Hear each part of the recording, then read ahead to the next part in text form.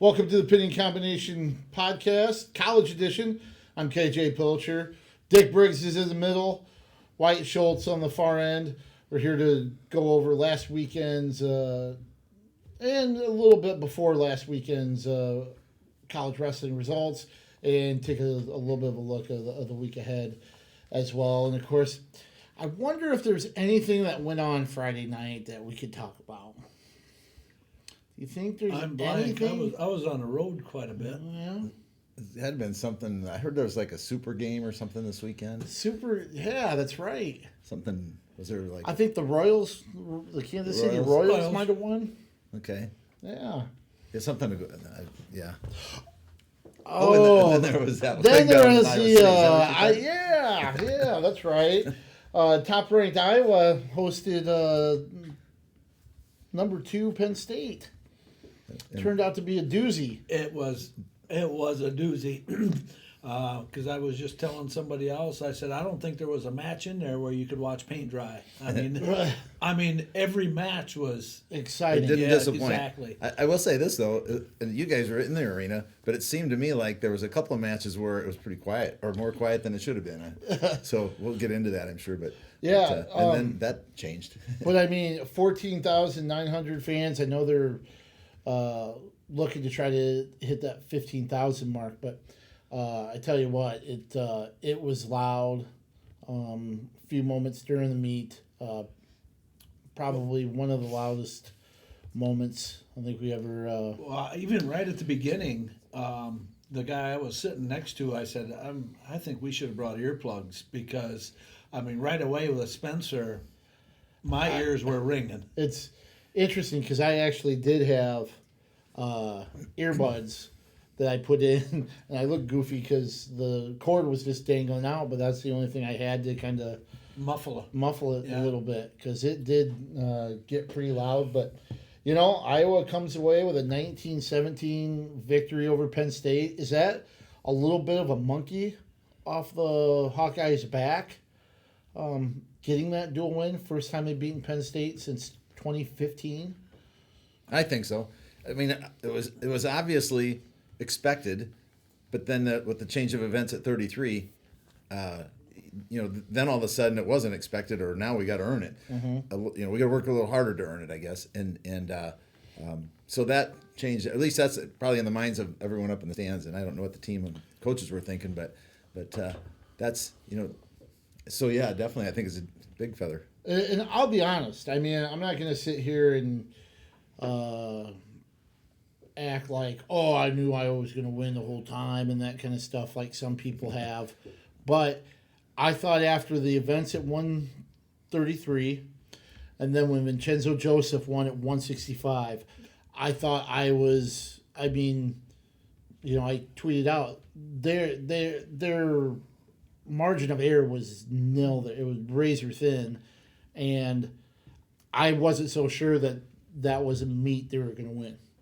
I'm with you there, too. And I was surprised, that they were able to close out with 3 of the last 4 with wins.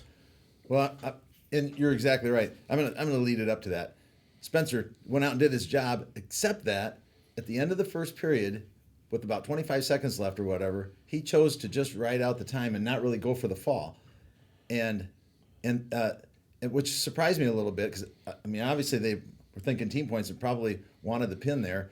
The thing that surprised me was it was Penn State's choice, and I'm sure he knew that. So, Penn State's gonna put him down, or give Spencer or go neutral. I forget what he did, but so in other words, the takedown would end it in technical fall and save a team point. So I was a little bit surprised he wasn't being a little more aggressive there.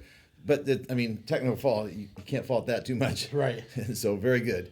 33, that's just no one saw that coming. So what happened, and injuries happen, and if he was hurt, I don't know how bad he's hurt, but if he would continue to wrestle and with that knee like that, that good for him. If it's in fact really hurt, we'll see. In the future, I don't know if you heard. Yeah, no. Tom Brands didn't have an update afterwards. No. Alluded to the fact that maybe there was a little bit of panic that set in with DeSanto because he hadn't been hurt like that before. we've seen some individuals, Derek St. John is one that comes to mind, that you just realize how rare of a individual he was, because we saw him get injured a couple times and wrestle through it, only to find out just how bad his knee was wrenched or hurt, a little bit further down the road. Corey Clark. Yeah.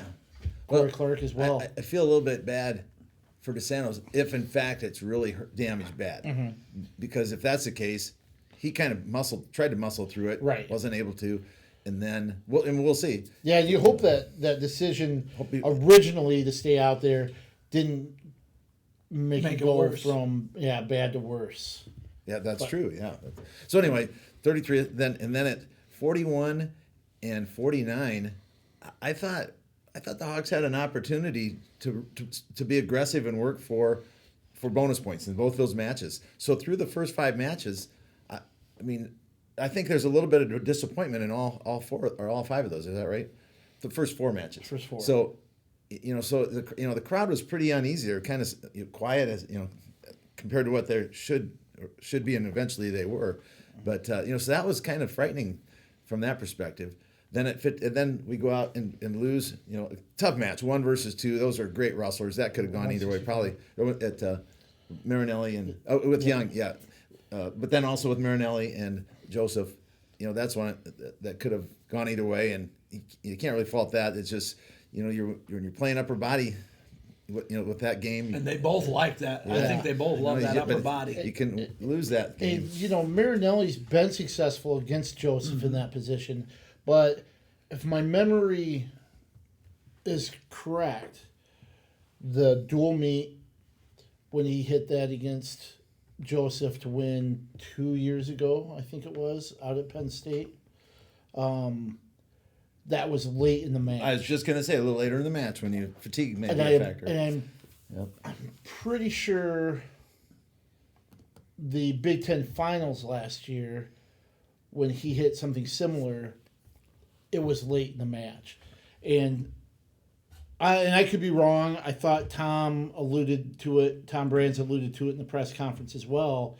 You saw Marinelli come out going for that right away. Mm-hmm. And he felt comfortable in that position. It's been successful, but there's a difference when you're fresh compared to maybe the guy being a little bit more tired. Right. And that's a little bit more accessible, or opens up a little bit for those opportunities. And you went to the well one too many times, right? And Joseph still fresh. And it's one match deeper into the series where he has seen it before, and so might be coached up on look out for that sort of thing. So. Yep, and it's one thing if you're starting to gas a little bit, you don't hit a move like that necessarily. Right. But he kept going for it in the second period. Joseph, it was a beaut. It was a beautiful throw. And credit Marinelli, he came, he fought off, because a pin there would have been right. over. Absolutely, and that was to pretty me close. It was close. Yeah. So he did a good job. And he was cut open. His eye swollen. I don't know if you saw him on the edge of the mat during the Michigan State duel, but you could see him. I saw him at beyond the corner, and you could tell. I think it'd be his right eye was pretty swollen up and stuff. He had a nice picture of that, yeah. Yeah. And all the blood and everything. His whole arm was all bloodied up. And then you get to 74. And that wow, all of a sudden turn the tide, man. And really Kemmer just got Hall got the first takedown, is that right? And then Kemmer that was he's got the scramble, yeah. The headlock going for the first takedown, and he was able to roll through and keep Hall from getting right. And when he got through that scramble, he came right around on Hall's legs, and it's like, how did he get out of this in the first place? Right, yeah. And then to get the takedown. And I've made the comment, because I'd actually met Hall when he was an 8th grader at Apple Valley. I think it was 8th or maybe even 7th. But anyway, if you followed Apple Valley with Jimmy Jackson up there, those kids do not get out of position, or very seldom. And then to have Kemmerer take him down 3 times is like, wow. Well, I mean, Hall's like to me is like a caddy with his strength and his mat awareness and his position. He's hard to beat because of that. But I think the difference there is the Kemmerer's length. I mean, they're both and also Kemmerer has those same qualities. And but with that length and that conditioning, it really to me it looked like Hall was fading midway through the second period, and obviously he did then. Well, we were wondering, or I was wondering too, because he had made the comment about his rubber legs the first time he was in Carver Hawkeye, and halfway through that second period, I was wondering if those rubber legs were starting to take effect again. Well, somebody, you see a lot of commentary online afterwards, and somebody said Hall was sluggish, and that's the only reason things played out. I don't think people understand, and I mean, you certainly will. When you're facing a really tough opponent and you throw the kitchen sink at him, and he has an answer for it, that zaps you. So it's not that he was sluggish because he came out just blazing with both guns, and Missed. Kemmerer was able to dodge him. Right. And that takes a lot out of you. And that's why you saw that fade or those rubber legs or whatever later in the match. Physically, emotionally, and then you're the whole situation. You're 20 people that might be your Penn State party comes out into this little swarm, and you go over in this corner over here, and there's 14, maybe close to 15,000 people that are getting on you a little bit, and your team and your teammates, and so that also when you don't get out there and quiet that crowd, and all of a sudden that crowd gets into it, that was huge in that match, right, with that crowd. So yeah, and Kemmerer stayed on the offense, which was something that obviously was beneficial. You've seen people get out to leads and try to just maintain it. He kept on the attack, and I can't think of a time anybody's ever scored 11 points on Mark Hall, especially in a college match. Not even Zahid Valencia. So I was first impressed with Kemmerer. I believe he was wrestling Freddie Stroker down at the Cellular Center here. Is that right? They wrestle each other? Yeah. Regardless, when he is in that match, and that's when I first saw him, and I was impressed from that first moment. Yep. Because I think that year he wrestled Stroker in that Agon event. Yeah, I'm pretty sure, and he won in that one. And then he wrestled Max Thompson up at Independence for the Dream Team and stuff. And and I mean that's big. I mean that's big for him going forward. Now down the road, more than likely at the Big Tens, match won't play out the same way. Now the result could be the same. But I don't think you're going to see Hall come out trying to hit a 5-point headlock. It won't be 11-6 match. Yeah.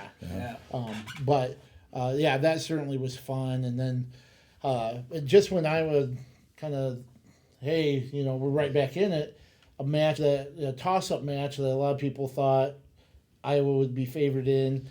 Aaron Brooks came out. Yeah, but I don't know if maybe a lot of people that don't know Aaron Brooks. Right. What a quality wrestler. And see, and that was, somebody was like. Definitely toss up to me. And somebody was like, how could you think that Iowa was in trouble after 65? Because if they win the matches they were supposed to on paper, and 184 was one that I thought.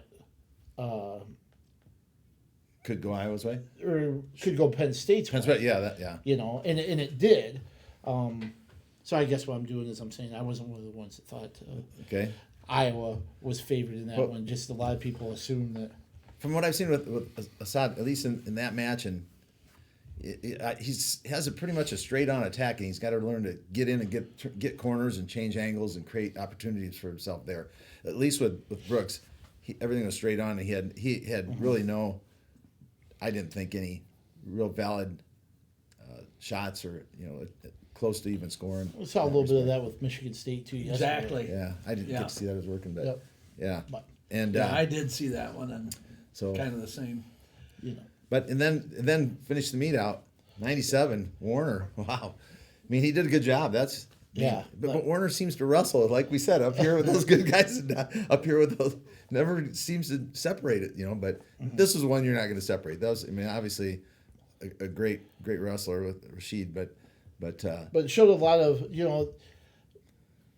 the dropped the match against Nebraska, didn't wrestle against Ohio State, and then to come back, right. I thought it was a nice to win. So. That was a very good win, and then of course Cassiope, Two freshmen. Close out. yeah, with a 7-0 victory to seal the deal. I'm telling you, he's impressive, and I'll say it again. I said it last week.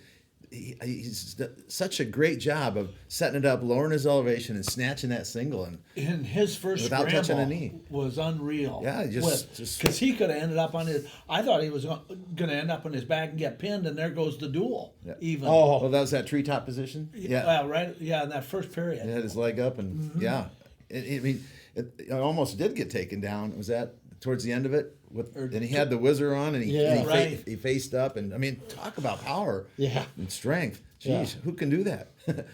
And afterwards, it was fun. It was interesting to see kind of his aw shucks. It was just another match. Yeah, Carver was loud, but the way he just kind of, I'll try. His goofy smile and everything, almost kind of reminds me of Max Lyon. Just in a personality way of, kind of that, just real modest, humble, smile, kind of, match. Just no big deal, kind of thing. The aw shucks mentality, but if you extend it out now towards nationally heavyweight, it's kind of wide open. There's some front runners. We're going to see that in 2 weeks. I'm very anxious for that match. Well, even this week with Mason Paris. Exactly. Yeah, don't skip that one. Hello. Yeah. But I forgot about that. Because I think aren't 4 of the top 5 heavyweights in the country out of the Big Ten. Yeah, and so, more. and more. But so that's going to be a doozy. The last couple of dual meets are going to be fun at heavyweight. But you know what? Here's kind of what I was getting at. What's it say when your 41 pounder and 49 pounder, we get the right weights here, have the same number of takedowns combined that your heavyweight had total? That's those guys that you want bonus points and getting going, right? Sure. And your heavyweiight's more active than than those guys, and so I think that I'm guessing the wrestlers and the coaches aren't satisfied in some spots, and we're looking to press it a little bit. But to me, it's pretty interesting because it's not your typical 3-2 heavyweight match. And when we were sitting there, you could see them 14,905 people were all waiting and watching that last match. And no one left. No, they didn't. And then, like I told him, the drawback of that is that at the end of the match, you got 15,000 people all leaving at once. That's right. Exactly. Just a couple trivia numbers here. 14,905 for the attendance is the 18th largest dual crowd in NCAA history, and it's the 7th largest at Carver Hawkeye Arena. Well, my question is, 14,905 sold out. Did they eliminate some seats because they've sold out before and had more seats? Yeah, I'm not sure how that goes, and if they ever had like standing room only tickets, general admission thing like around the concourse or something like that. And actually, probably because there's actually probably less seating now, because if you I'm looking, I don't know directions very well. I think it's the north end, but I'm not exactly sure. Where they put that? Where they put those boxes, those little boxes at the top near the concourse. Mm-hmm. I'm sure that's probably cut down on seating up there. So I think that's probably right. Yeah, because 15,955 we're at Carver for Iowa State in 2008. 15,400 against Okie State in 2012, and then 15,077 against Penn State in 2013. So So yeah, that's probably right. Then Iowa went on to East Lansing to face Michigan State and win 132-3, 1-9 weights. The interesting part, I think, is the fact that they had 3 reserves in, and I know Michigan State's not necessarily a powerhouse, obviously. I think they're much better than a few years ago with some individuals, but Paul Glynn steps in, hits a cement mixer at the end. That was a good match to win. Yeah. At 133, stepping in for DeSanto. At 141, Carter Happel got a win. He's filled in for Mirren, I think, the last 3 duels, and he gets a win. And then Jeremiah Moody gets his first Big Ten duel victory, stepping in for Marinelli, who, like I said, just kind of banged up and beat up and had a chance to rest. Apparently, according to Stephen Grace, had some stitches from that. Oh, he did. From that cut. Well, there's why, yeah. Yeah, so give him a little bit of a break and stuff to rest up from Michigan. So they look good at East Lansing. And then go back to Assad, because he was in deep on this match. Yeah, and just could not finish. Of course, that guy was pretty athletic, doing the splits and everything else. Mm-hmm. But he just couldn't. It was almost like he'd get in there and not turn the corner quite fast enough, kind of like he hesitated, and the guy got the splits, and he could just not get around, grab his hip or whatever, and couldn't finish. Right. I didn't see it. I was sorry, But it sounds like what I was seeing though. The other night. Yeah, it No, was it's- kind of the same reference. right. But we'll see how 133 continues. I'm sure Tuesday Iowa will have its a weekly news conference, and we might know a little bit more about DeSanto's condition and his future this season. Paul Glynn, obviously not the number 2 guy in the country, obviously, but he's a grinder. He's somebody that could have maybe transferred at one time and didn't want to. Stayed out in long haul and could be Throw Happel in that same category. Yep. Both of those guys been in the program a long time. It's nice to see Carter get a win too. Actually, both of the guys, Right. that kind of been in there. They've been thrown out maybe against some of the tougher guys in the nation. Like Pilcher and Nick Lee Exactly. were his 2 previous matches. So. Exactly. And so it's nice to see those guys get their arm raised and contribute. And obviously, Glenn, that was pretty neat with that cement mixer and getting the pin or the win 9-3. Yeah. So. So Iowa heads to number 25 Michigan on Saturday. Kind of mentioned, Cassiope Paris kind of stands out there a little bit, but kind of a goofy schedule. I think I can't remember if I said anything about it last You did. week, Yeah, you but did. at You're least I right. was Wrestling goofy. Michigan State this week, and then Michigan next week. I thought this past weekend was the grinder for Iowa to have Penn State on Friday and then go up to Michigan on Sunday. So Yeah, it just would have made sense to I don't know. go them next together, time, yeah. but I don't know if you have. Yeah. Both same weekend. Yeah, Um, that's what you were getting at last week. Yeah. yeah. Yeah. So, you and I went down to Oklahoma and this year swept the 2 Bedlam series teams. Yeah. I wonder when the last time that has happened, when they swept them both. That's I don't know if it ever has. well, yeah, it may not because the last time they beat Okie State was 1991, right? Right, Is that yeah. what it was? When Don's And they've team- only wrestled Oklahoma 6 times in the entire series. Oh, They're okay. up 5-1, so they just haven't wrestled Oklahoma very often. okay. So But you and I heads down to Norman, Oklahoma, and gets its 5th straight victory, 25-13 win at OU, and things kind of got rolling right away with Jacob Schwarm in a fall right out of the gate. Imagine to that. put them up 6-0. So He's one of the leaders in the country with Falls. I Yeah. guess. Right. Yeah. So add to That's that. what, I guess that's what I was getting at. Imagine that, he's getting a fall. He is lethal. Yeah. and that's what's and you and I can use something like that. And of course, Schwarm, it'd be nice to see him kind of heat up here, kind of going through. We were talking about Paul Glenn and then Jacob Schwarm, both Bettendorf products that were on the team together, and so that's kind of neat to see that the Bettendorf kids. Yeah, good weekend for the old Bulldogs there. Max Thompson got back on track a little bit. You know, he's kind of had that up and down season, but he came away with a win. Austin Yant. Good win, yeah. From, he got a major, a 10-0 major over Elijah Joseph.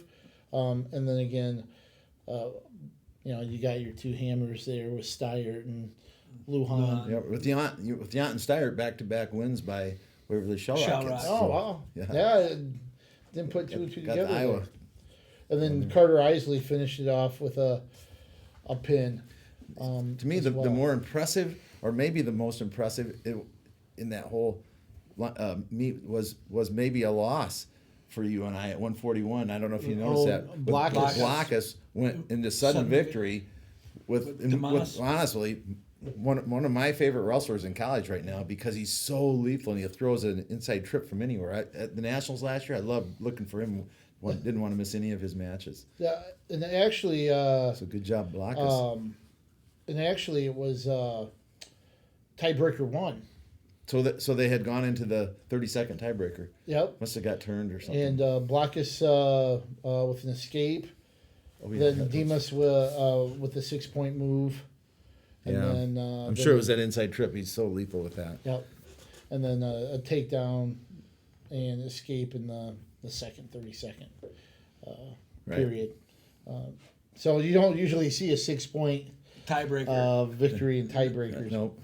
Or once you get past regulation. But, yeah, and that was one that, he's in there 1-1 after regulation. So that's something to build on.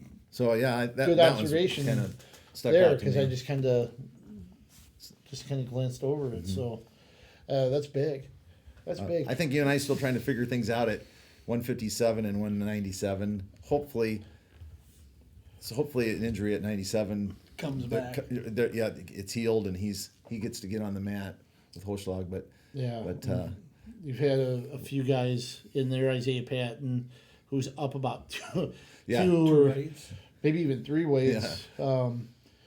There, but I think he has kudos to him. wrestled 65 in his career, at least Yeah. you and I, so you might be right there. So, kudos to him, willing to go up there and help the team, and, held it to a decision. Exactly. Against a full-size 97-pounder. So Ranked 16th, so at least in one poll. So that's one thing. But the hope is that Hochschlag is able to come back. I haven't talked to Doug about that here recently. So Maybe Yant might be the guy at 74.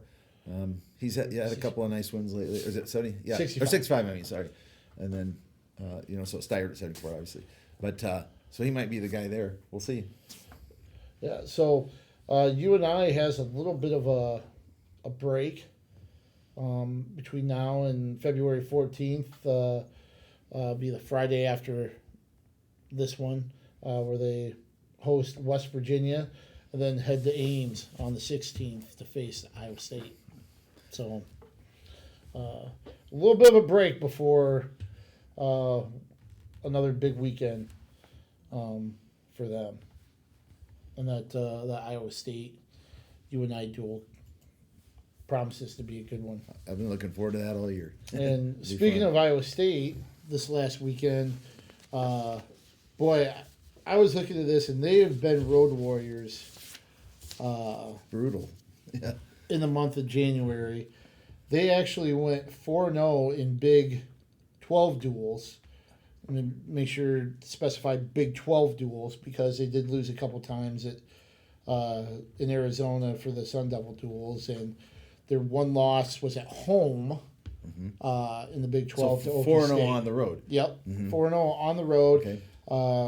going to Utah, South Dakota State, and California. And they beat Fresno 34-9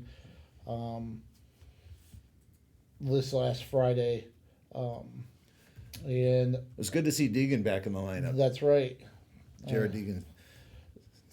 That's a big part of their success, I think, is having Him him in there at there. 149. Yeah, he's really the most successful kid on their team historically. I mean, obviously they think they've got a pretty decent. Who was not in the lineup for Fresno? David Carr. David Yeah. Carr Well, at 57. So, Yep, great and I stats would wrestled agree with him. instead. But Deegan's a returning All-American. But opened up with 4 straight wins. Alex McCall, Todd Small got back on track there at 133. Ian Parker with a major, and then Dagan then come out with a pin there. And then, the one that kind of stands out a little bit is Sam Colbray. I was just gonna say, you know, Me too. yeah, the two that have impressed me are Parker and Gremmel. They've been really wrestling well. Right. And on the flip side of that, I think they have to be disappointed with Colbray Well, I wonder at 74 at least. Yeah, and I wonder if it's one of those things. Maybe 74 just isn't a good fit for him. Makes you wonder, doesn't it? Because we saw how effective he'd been at 84, except for maybe the, kind of stubbing his toe against Nelson Brands in the duel. But it just seems like maybe 84 was more natural for him, and he's kind of struggled at 74 here, losing to JoJo Smith and now Martino from And I Fresno think State. that's isn't that who Dresser was kind of referring to here about a week ago at the press conference was Colbray. Was he one of the ones kind I of think so, catching yeah. his ire Right. With the weight, about his weight. having to do things His different way now? Yeah. Yeah, Okay. Martino's unranked, but he has. I read that this is his second upset of a ranked wrestler, so it's Really? not like he's in uncharted territory on their end of it. So So, and, it was a 6-5 decision, and hopefully that's something that they Can be turn around fixed. there. Yeah. Yeah.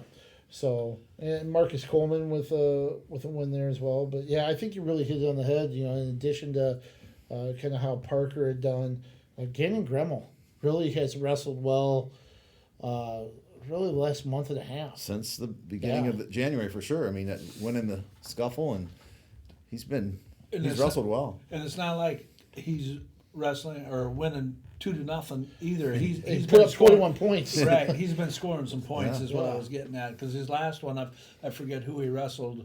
Whether it was 11-5 or whatever, but he's scoring points. Yeah. It's fun to watch. Yeah. Yeah, so Iowa State, they'll be in action again this weekend. On Sunday, they'll head down to Norman, Oklahoma to face the Sooners down there in a Big 12 duel. I guess we'll get a kind of a good gauge to see how UNI and Iowa State stack up heading into their weekend. See how their score kind of compares to UNI, even though that's not necessarily a real good gauge. A transitive property doesn't seem to really stick in wrestling compared Well, to you some can do other that sports. with the Oklahoma State meet. Yep. That's a common opponent there. So Yeah. But I don't think they're going to be separated by 20-something points. it's an in-state rivalry that Right. Things are going to be different. So, speaking of some rivalries, I mean, it's kind of a rivalry, I guess you could say. At the D3 level, Cohen Wartburg wrestled on Thursday. Wartburg, maybe a little bit tighter than expected, but they come away with a victory. I was Mohawk Arena. Yeah, I was obviously there, and I'm gonna say it like it is, and I don't know who to credit or discredit. I don't think Wartburg wrestled very well, and do you credit Co for coming out and getting after it, or is it Wartburg not wrestling very well? There were some moments in that match or in that meet that, Wartburg won 6-5 at 25. Kiner's been kind of nursing a neck injury, he wears a brace, so he hasn't been on the mat very much, and it looked like it. The number 1 ranked wrestler for Wartburg at 33. Chris Rump did not impress. Won 4-2 over a bumped up 25-pounder. And so that was not very impressive. Joe Pins got a win 9-8, but was down quite a ways. Had to come back. He was at one point in time he was down at least 8-4 to win at 9-8. Might have been worse. Might have been 8-2. I don't remember exactly. And then, but good credit Pins for coming back. And so from that angle of it. And then at 49, the Wartburg wrestler was ahead considerably going into the third period, and Josh Gerke, Xavier wrestler, reversed him to his back and pinned him. So, from Wartburg perspective, not a very good showing. From a co perspective, they wrestled well, but they didn't get the wins. At a 1-point loss at 25, a 2-point loss at 33. So and another 1-point loss at 41. Right, another 1 point, 9-8 when they were ahead. So, I'm not sure either team was very satisfied, up until that point. And then, 57, Cole Erickson just kind of hit a wall and it just wasn't able to finish his match really and lost 11-8. And then Max Forsythe that won by sudden victory. Another not impressive win, for a ranked wrestler, and credit Cole for being in there. Kyle went out, played giveaway again, and gave up 4 points and was down 4-2, and decided got into a front headlock position, and Edel was coming in tight on him, kind of going to bear hug him to the mat, and I guess credit Kyle, it's a gutsy move, but with the front headlock, he hit an inside trip and did a back arch and flipped over for the pin, and it was a pretty nice move, but you're going out and playing giveaway, so not real smart. And then at 97, two pretty good warriors. That was a good battle with Mayman from Prairie and Woods from Wartburg. That's probably closer than it's been. So for Woods, that's not a bad loss, I guess, if you have bad losses, if you kind of consider that. Then at 85, Jordan Brandon for Wartburg, and Caleb Reeves had a 7-4 match. So it was a great meet. It was a huge crowd. Just really, it was a very well attended meet and a great atmosphere. And so from that perspective, it was really good and kind of a competitive meet for sure. Got to meet the Lees, Mr. and Mrs. Lee. Oh, Larry Lee. And yes, and as you would expect, knowing their son Spencer, wonderful people. It's just really neat. And I was when I met him, I said, I got to tell you, I'm sure you've heard this a lot, but who never gets tired of hearing it when it's your kid, right? Your son is wonderful. I just love, interviews and everything that I see. He's so humble. And he said, he told me the story of last year. This kind of tells you what kind of guy Spencer is. But last year, when Spencer got pinned in Oklahoma State, and on the edge of the mat there, as I recall, was cradled up and pinned, and Shanini got up and danced around and shot them all, and did all made Spencer wait, and Mr.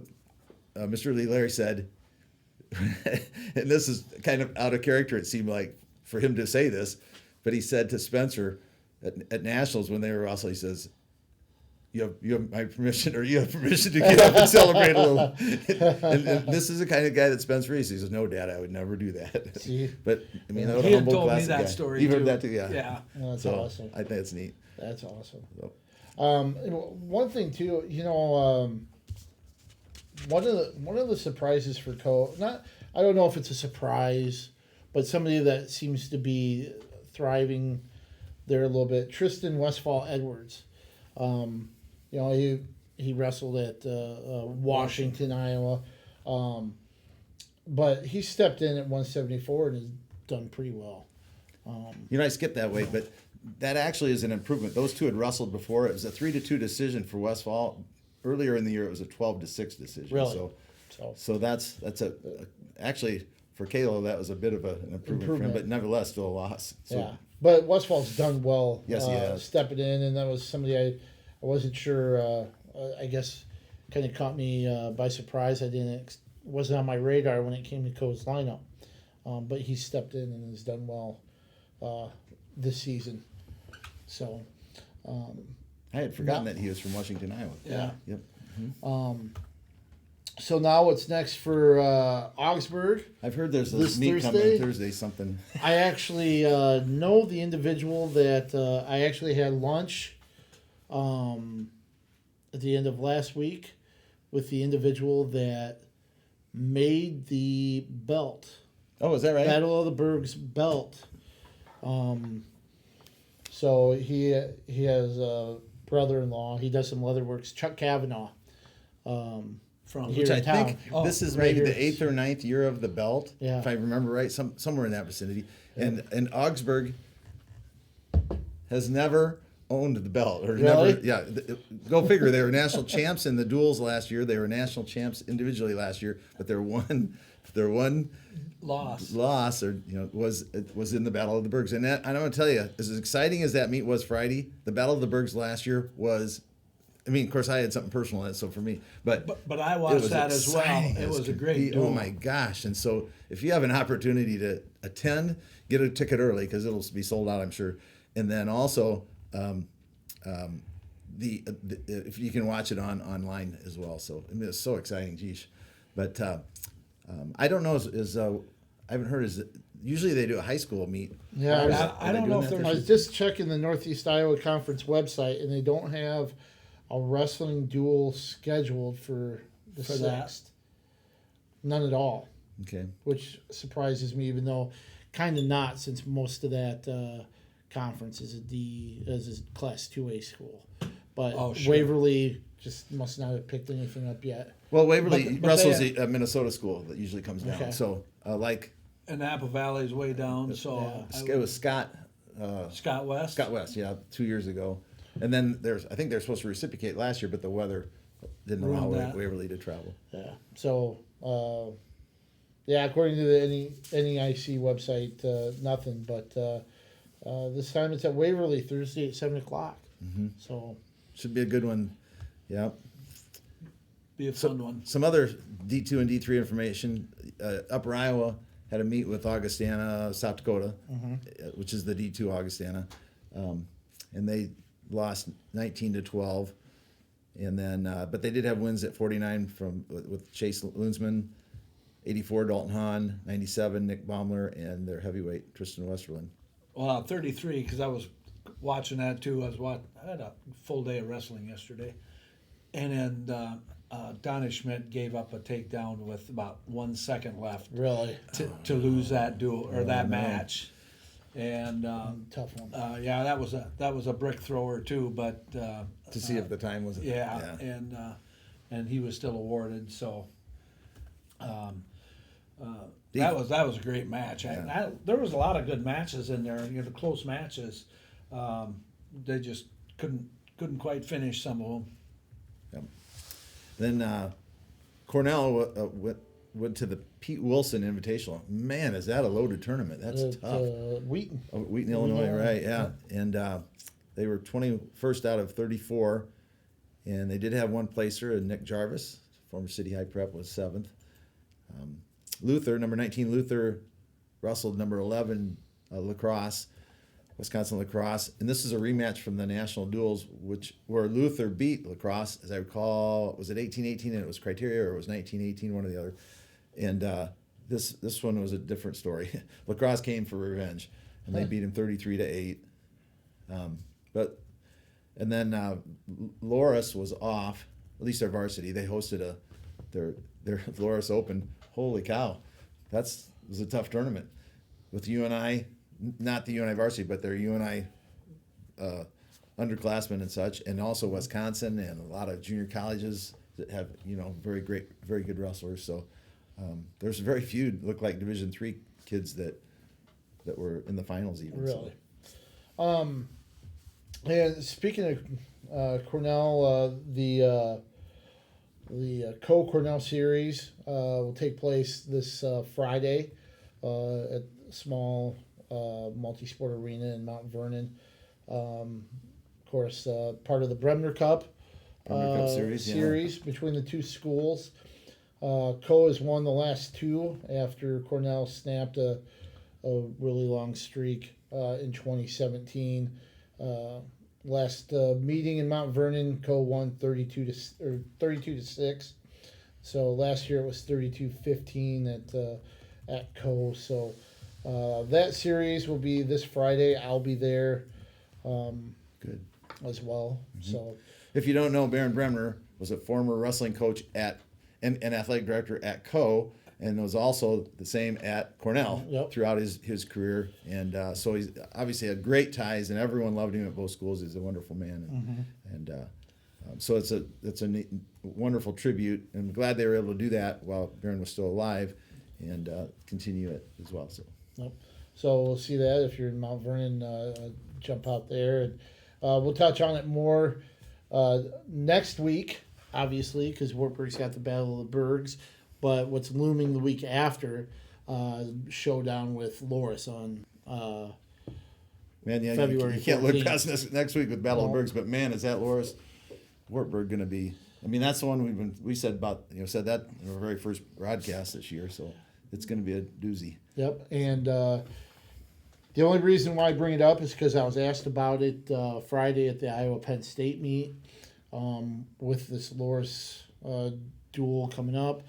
The last time Wartburg lost a conference duel, because they've won well over 200 plus. Been 27 Duels. years or so, hasn't it? February 1994 at Storm Lake. So against Buena Vista, the last conference team to beat them in a duel. So that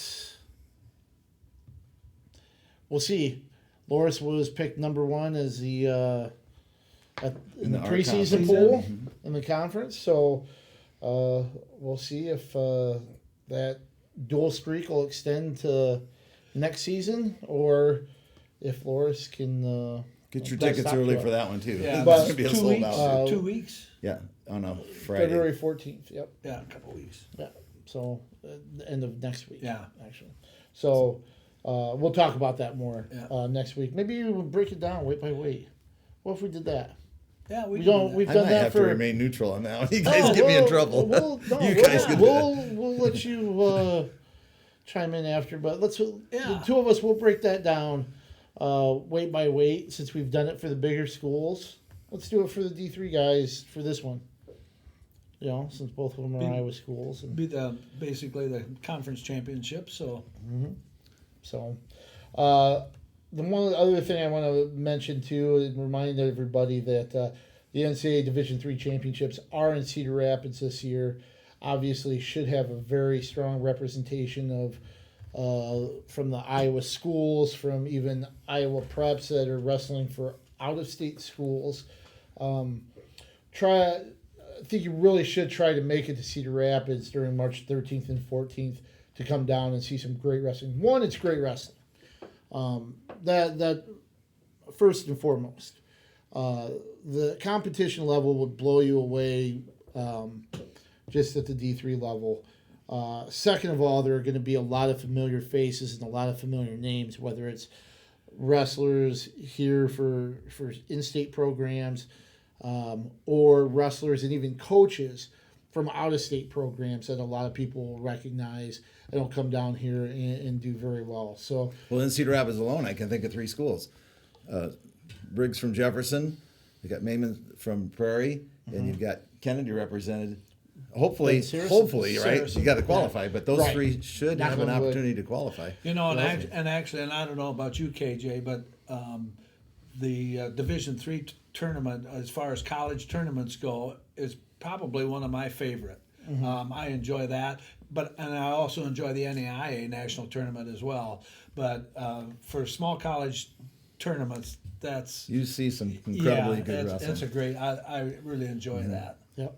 So just want to get that out there. Just kind of look ahead. But then Tickets they are on have the September. qualifier as well. 2 weeks before that, like March 1st or whatever it is. And that'll be in Up in Lower Dubuque. Midwest and Dubuque, yeah. Five Flag Center. But tickets are on sale, I know, for the D3, so you can get them ahead of time. if you want. Nationals. The Nationals in Cedar Rapids, yeah. So mark that on your calendar. Come down and check out one or all the sessions for the D3 championships there. And I know Dick Simmons very engaged individual. Former Cornell guy. I think he's the director, isn't Director and putting things together, Yeah, and he runs a great show, so it won't disappoint. Okay, any other final thoughts before we shift gears and talk about preps on the next I'm edition? blank. Yep. Okay. We're good. So next week we've got a lot to digest as well. We'll have Iowa, Michigan. The Battle of the Bergs. Battle of the Bergs, Bremner Cup, and then And actually, State, Oklahoma. I don't. The University of Dubuque wrestles Loras, so a little bit of So a rivalry yeah, up there. Key City Sure. battle. There you go. Yep. Yeah. And then Okay. Luther and Central wrestle each other too. Siri's getting interested in wrestling apparently as well. And on that note, we'll close things up. Thanks for watching again, everybody. We appreciate it, and we'll see you next week. And Wyatt will send you out. As always, let's keep wrestling on the move.